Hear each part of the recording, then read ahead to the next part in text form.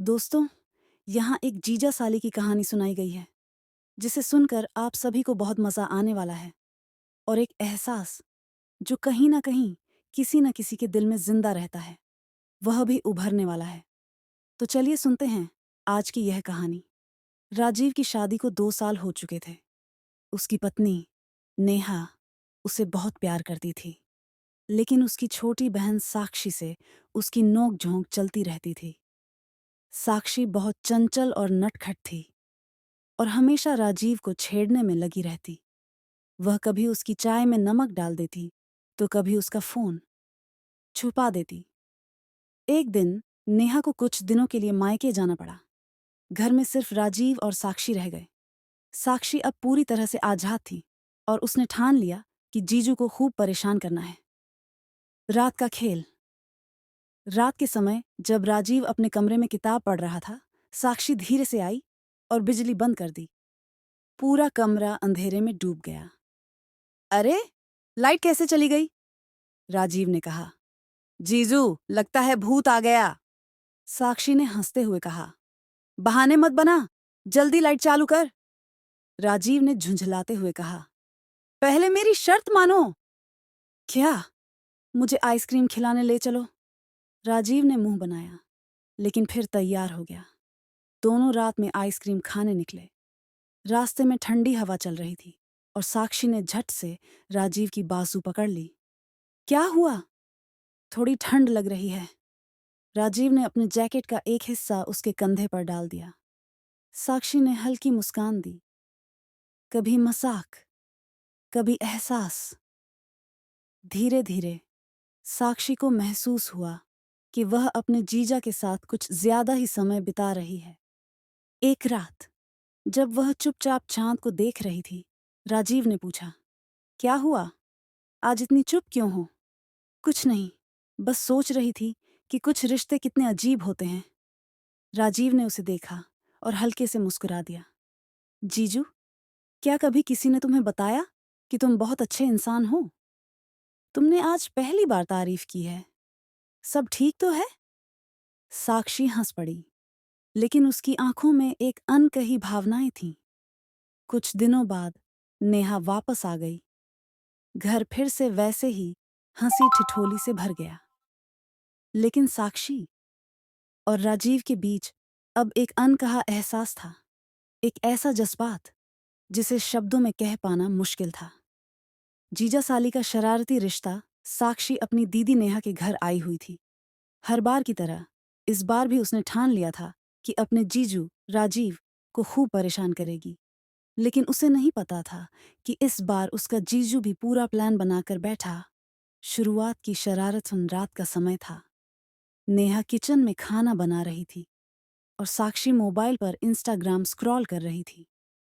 तभी राजीव चुपके से पीछे आया और उसके कान में फुसफुसाया। किसका मैसेज? पढ़ रही हो इतनी ध्यान से? साक्षी चौंक गई और झट से मोबाइल छुपा लिया। अरे जीजू, आपको इससे क्या मतलब? ओहो, कोई तो खास होगा जो इतनी मुस्कान आ रही है चेहरे पर। बताओ ना, कहीं जीजू को छोड़कर कोई और तो नहीं पसंद आ गया? राजीव ने हल्का सा मुस्कुराते हुए कहा। साक्षी ने उसे घूरते हुए कहा, जीजू, आपको ज्यादा ही शरारत सूझ रही है। अरे, मैं तो वैसे ही पूछ रहा था। चलो बताओ ना, कोई बॉयफ्रेंड है या अभी तक अकेली हो? साक्षी को थोड़ा शर्मिंदगी महसूस हुई, लेकिन उसने खुद को संभालते हुए कहा, मेरा जो भी हो, आपको जलन क्यों हो रही है? राजीव हंस पड़ा। मैं जलन? हा हा हा, बस कंफर्म कर रहा था कि अपनी साली अब भी सिंगल है या नहीं। बाथरूम वाली चालाकी। अगली सुबह साक्षी नहाने के लिए बाथरूम में गई। जैसे ही उसने शॉवर चालू किया, उसे एहसास हुआ कि टॉवल बाहर रह गया। ओह, अब क्या करूं? उसने खुद से कहा। तभी उसे ध्यान आया कि बाहर सिर्फ जीजू हैं। अब जीजू से कैसे मांगूं? थोड़ी देर तक इंतजार करने के बाद उसने धीरे से दरवाजा खोला और आवाज दी, जीजू, एक काम करोगे? राजीव जो सोफे पर बैठा था, तुरंत सतर्क हो गया। हाँ हाँ, बताओ साली साहिबा। वो मेरा टॉवल बाहर रह गया है, जरा देना प्लीज, राजीव ने शरारती मुस्कान के साथ कहा। अरे वाह, अब जीजू के बिना टॉवल भी नहीं ले सकती? जीजू मजाक मत करो, जल्दी दो ना। साक्षी झेंप गई। अच्छा अच्छा, देता हूं, लेकिन एक शर्त पर। अब क्या? एक प्यारी सी स्माइल दो, तभी मिलेगा। साक्षी झुंझलाकर बोली। ठीक है, लो स्माइल। और जबरदस्ती मुस्कुरा दी। राजीव ने हंसते हुए टॉवल दरवाजे के हैंडल पर टांग दिया। चलो, आज के लिए छोड़ दिया, अगली बार कुछ और मांगूंगा। साक्षी ने झट से टॉवल खींचा और अंदर से आवाज आई। बदमाश जीजू। चोरी चोरी नजरों का खेल। रात को जब नेहा सो चुकी थी, साक्षी बालकनी में बैठी थी। ठंडी हवा चल रही थी और वो चांद को देख रही थी। तभी राजीव वहां आया। क्यों मैडम, क्या सोच रही हो? कुछ नहीं, बस मौसम अच्छा लग रहा है, अकेले अकेले मजा आ रहा है। जीजू, आप जाओ ना, कहीं दीदी उठ गई तो क्या सोचेगी? अरे, हम तो बस अपनी साली से बात करने आए हैं। वैसे एक बात कहूं? क्या? जब तुम चुपचाप बैठती हो ना, तो और भी ज्यादा खूबसूरत लगती हो।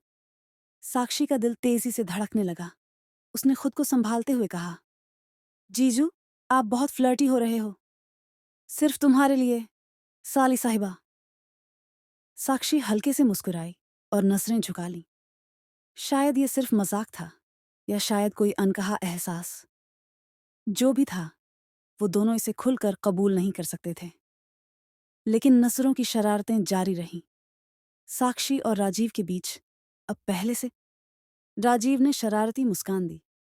ओह, तो साली साहिबा डरपोक हैं? मैं डरपोक नहीं हूं, साक्षी ने नाराजगी से कहा। अच्छा, तो फिर ये मूवी देखो ना। मैं नहीं देखूंगी। डर गई, मान लो। साक्षी को गुस्सा आ गया। उसने पास रखे तकिए को उठाया और राजीव के सिर पर दे मारा। ये लो, डरपोक तुम्हें मिला होगा। राजीव भी अब कहाँ पीछे रहने वाला था। उसने भी तकिया उठाया और साक्षी पर फेंक दिया। अब तकिए की लड़ाई शुरू हो गई थी। दोनों एक दूसरे पर तकिए बरसा रहे थे, हंस रहे थे और खिलखिला रहे थे। अचानक राजीव ने साक्षी का हाथ पकड़ लिया और हल्की मुस्कान के साथ कहा, अब बोलो, कौन जीता? साक्षी ने उसकी आंखों में दे ज्यादा छेड़छाड़ होने लगी थी। वो दोनों एक दूसरे को चिढ़ाने का कोई मौका नहीं छोड़ते थे।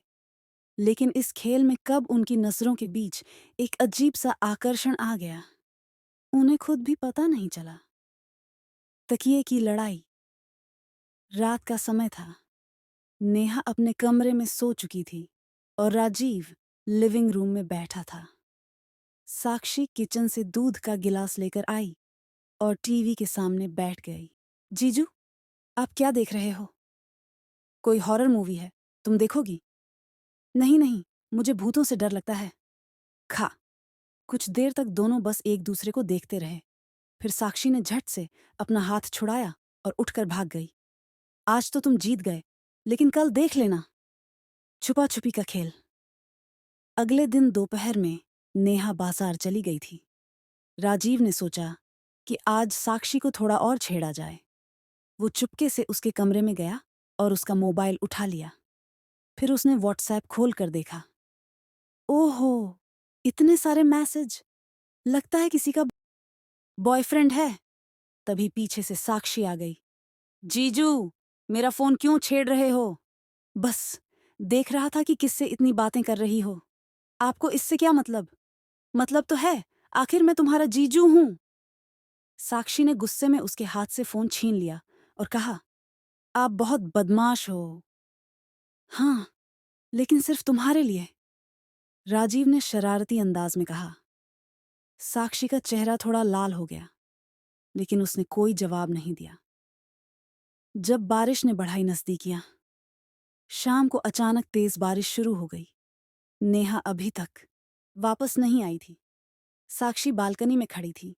ठंडी हवा और बारिश की बूंदें उसके चेहरे पर पड़ रही थीं। तभी राजीव वहां आ गया।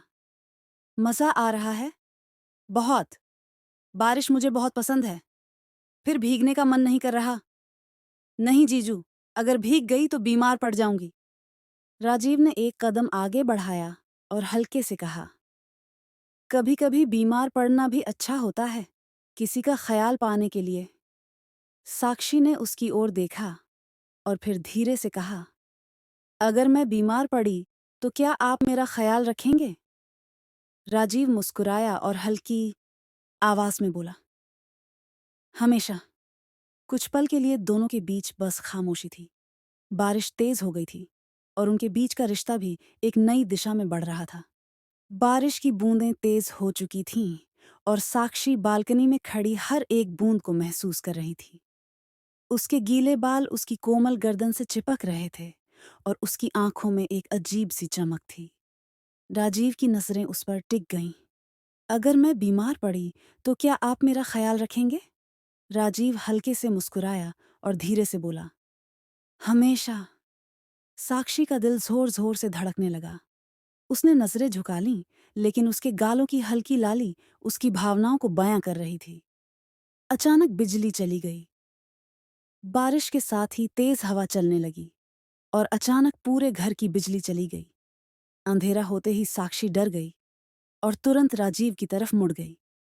अरे, लाइट चली गई! उसने घबराते हुए कहा। राजीव ने हल्की हंसी के साथ कहा, डरपोक साली जी, घबराओ मत, मैं हूं ना। साक्षी अंधेरे में कुछ देख नहीं पा रही थी, लेकिन उसने महसूस किया कि राजीव उसके कंधे के करीब आ गया था। साक्षी, कहीं गिर मत जाना। आओ, अंदर चलते हैं। राजीव ने धीरे से उसका हाथ पकड़ लिया। साक्षी को उसकी हथेली की गर्मी महसूस हुई और उसका दिल तेजी से धड़कने लगा। जैसे ही वे लिविंग रूम में पहुंचे, बिजली अचानक वापस आ गई। रोशनी होते ही साक्षी ने झट से अपना हाथ छुड़ा लिया। जीजू, आप बहुत चालाक हो। ये सब प्लान किया था क्या? राजीव हंस पड़ा। अगर मैंने प्लान किया होता तो अंधेरा अभी भी होता। वो साड़ी वाली शाम। अगले दिन नेहा ने साक्षी से कहा, साक्षी, आज एक पार्टी में जाना है, तू भी तैयार हो जा। साक्षी ने पूछा, कौन सी ड्रेस पहनूं? नेहा ने मुस्कुराते हुए कहा, आज साड़ी पहन ले, बहुत प्यारी लगेगी। साक्षी पहले झिझकी, लेकिन फिर हाँ कर दी। शाम को जब साक्षी तैयार हुई तो उसने हल्की नीली रंग की साड़ी पहनी थी। उसकी कमर पर साड़ी का पल्लू लहर रहा था और उसके खुले बालों से हल्की खुशबू आ रही थी। जब राजीव ने उसे देखा तो उसकी नजरें ठहर गईं। ओहो, आज तो हमारी साली साहिबा किसी हीरोइन से कम नहीं लग रही। साक्षी हल्के से मुस्कुराई। सिर्फ हीरोइन ही कहोगे या कोई और तारीफ भी करोगे? राजीव धीरे से उसकी तरफ झुका और हल्की आवाज में कहा, अगर तारीफ करने लगूं तो पूरी रात कम पड़ जाएगी। साक्षी ने शर्माकर पल्लू ठीक किया और जल्दी से बाहर चली गई। डांस फ्लोर पर पासी पासी बाम पार्टी में डांस शुरू हो चुका था। नेहा अपने दोस्तों से बात करने में व्यस्त थी और राजीव ने मौका देखकर साक्षी की ओर हाथ बढ़ाया। चलो, एक डांस हो जाए। साक्षी पहले झिझकी, लेकिन फिर उसने हाथ बढ़ा दिया। राजीव ने धीरे से उसका हाथ पकड़ा और उसे डांस फ्लोर पर ले आया। गाना बज रहा था, रातां लंबियां। धीरे धीरे राजीव ने साक्षी की कमर पर हाथ रखा और साक्षी को लगा जैसे उसके पूरे शरीर में एक झुरझुरी दौड़ गई हो। उसने हल्की आवाज में कहा, जीजू, कोई देख लेगा। राजीव मुस्कुराया, तो क्या, लोग देखेंगे और यही कहेंगे कि तुम्हारी दीदी कितनी खुशनसीब है। साक्षी ने हल्का सा उसके सीने पर मुक्का मारा। बड़े चालाक हो जीजू। राजीव ने उसे और पास खींच लिया। सिर्फ तुम्हारे लिए, साली जी। डांस खत्म होते ही साक्षी तेजी से बाहर चली गई।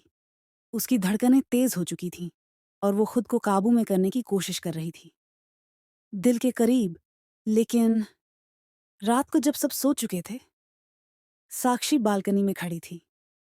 अचानक राजीव भी वहीं आ गया। आज डांस अच्छा था, है ना? उसने शरारती मुस्कान के साथ पूछा। साक्षी ने उसकी ओर देखा और कहा, जीजू, आप हमेशा मुझे छेड़ते रहते हो, लेकिन कभी सोचा है कि अगर ये सब हकीकत में बदल गया तो? राजीव ने उसकी आंखों में झांका। शायद कुछ एहसासों को सिर्फ महसूस करना ही सही होता है, उन्हें नाम देना गलत हो सकता है। साक्षी ने गहरी सांस ली। तो फिर ये सब क्यों? क्योंकि कुछ रिश्ते अनकहे होते हैं, लेकिन फिर भी सबसे गहरे होते हैं। दोनों एक दूसरे की आंखों में देखते रहे, लेकिन कोई कुछ नहीं बोला। सिर्फ हवा चलती रही और उनके दिलों की धड़कनें। एक दिन जब भावनाएं टकराईं, रिश्तों की डोर कई बार इतनी उलझ जाती है कि सुलझाने की कोशिश में और भी कस जाती है। कुछ ऐसा ही हो रहा था साक्षी और राजीव के बीच। शरारतें, मजाक और हल्की छेड़छाड़ कब दिलों की धड़कन बढ़ाने लगी, ये दोनों को ही समझ नहीं आया। लेकिन आज का दिन कुछ अलग था।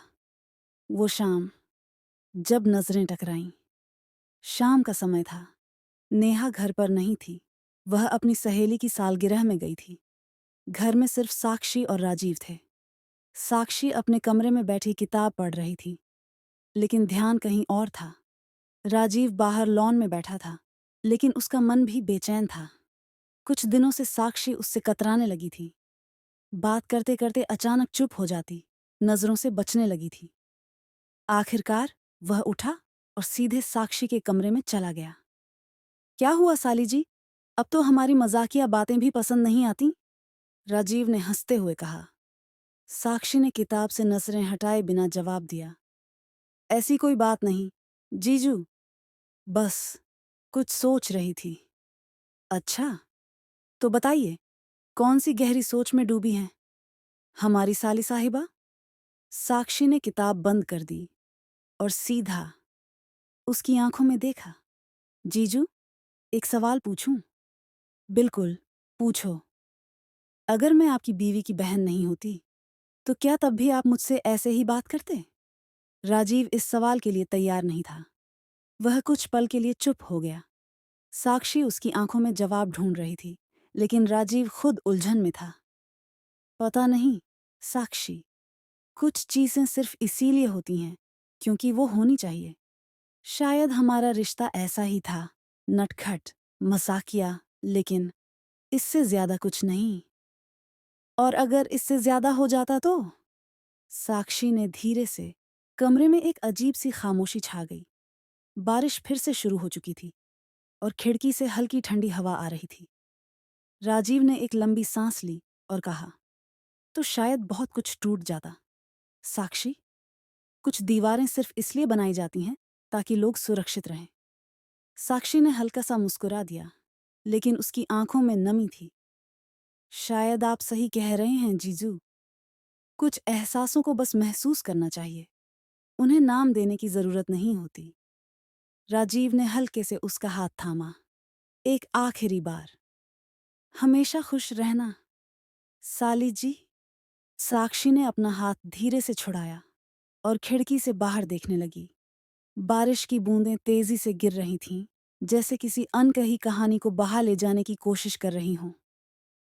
कभी कभी कुछ रिश्तों का सबसे खूबसूरत हिस्सा यही होता है कि वे अधूरे रह जाते हैं। दोस्तों, अगर आपको यह कहानी अच्छी लगी तो कमेंट में बताएं और हमारे वीडियो को लाइक करें। चैनल को सब्सक्राइब करके घंटे का बेल आइकन दबा दें और अपने सभी अच्छे दोस्तों के साथ यह वीडियो शेयर करें। धन्यवाद।